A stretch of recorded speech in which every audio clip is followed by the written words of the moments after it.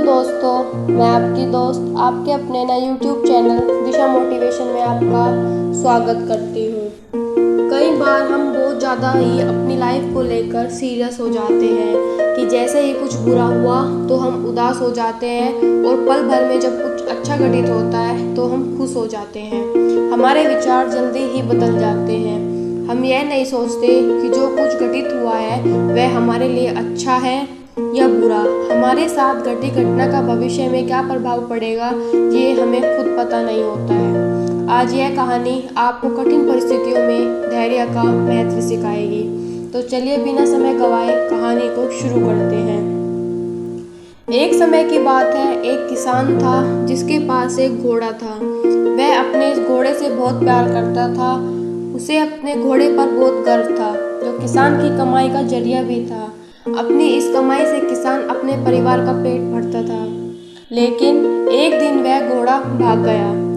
उसके भागने के बाद समाज के लोग, उस किसान के पड़ोसी उसके पास आकर उससे कहने लगे, हे भगवान, तुम्हारा घोड़ा जिस पर तुम्हें बहुत घमंड था वह तो भाग गया।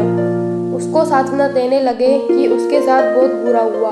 लेकिन किसान ने उसका जवाब बहुत ही सहजता से देते हुए कहा, हाँ, बहुत बुरा हुआ। अगले दिन वह घोड़ा वापस आ गया, लेकिन सिर्फ घोड़ा वापस नहीं आया बल्कि वह अपने साथ 3 जंगली घोड़े भी लाया। फिर उसके पड़ोसी उसके पास दौड़ते हुए आए और उस किसान से कहने लगे, आपका घोड़ा आ गया और अपने साथ 3 और घोड़े भी लाया है। यह तो बहुत अच्छी बात है, आपकी किस्मत तो बहुत अच्छी है। किसान बहुत खुश हुआ, उनकी तरफ देखा, फिर उसका जवाब बहुत ही साधारण रूप से दिया और कहा, हाँ शायद। कुछ दिनों बाद किसान का बेटा उसी जंगली घोड़े में से किसी एक को काम के लिए उपयोगी बनाने की कोशिश कर रहा था। लेकिन इसी कोशिश के दौरान घोड़े ने उसे जमीन पर पटक दिया और उसका पैर पूरी तरह से टूट गया।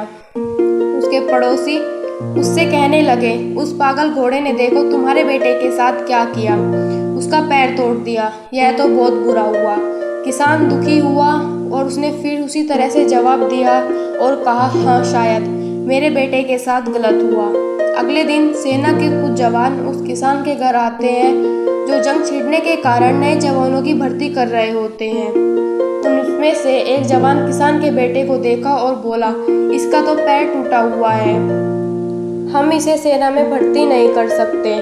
और वे जवान गांव के सभी लड़कों को लेकर अपने साथ चले गए। यह जानकर उसके पड़ोसी और बाकी गांव वाले उसके पास आए और बोलने लगे, तुम्हारे बेटे को तो जवान जंग के लिए नहीं ले गए, तुम्हारी किस्मत तो बहुत ही अच्छी है। इस आखिरी बार भी किसान ने फिर से बड़ी सहजता से कहा, हाँ शायद। इस कहानी से हमें यह प्रेरणा मिलती है कि हमारे लिए चीज़ों को नकारात्मक ढंग से सोचने में जरा सा भी समय नहीं लगता।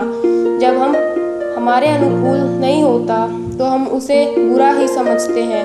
लेकिन सच बात तो यह है कि कोई नहीं जानता कि जो हमारे साथ घटा है वह अच्छा है या बुरा। इस कहानी में भी किसान के भावों में परिवर्तन परिस्थितियों के कारण होता है। बुरी परिस्थितियों में वह नकारात्मक हो जाता है और अच्छी परिस्थितियों में वह सकारात्मक। इन नकारात्मक और सकारात्मक परिस्थितियों के बीच इस समय में धैर्य रखना बहुत जरूरी होता है।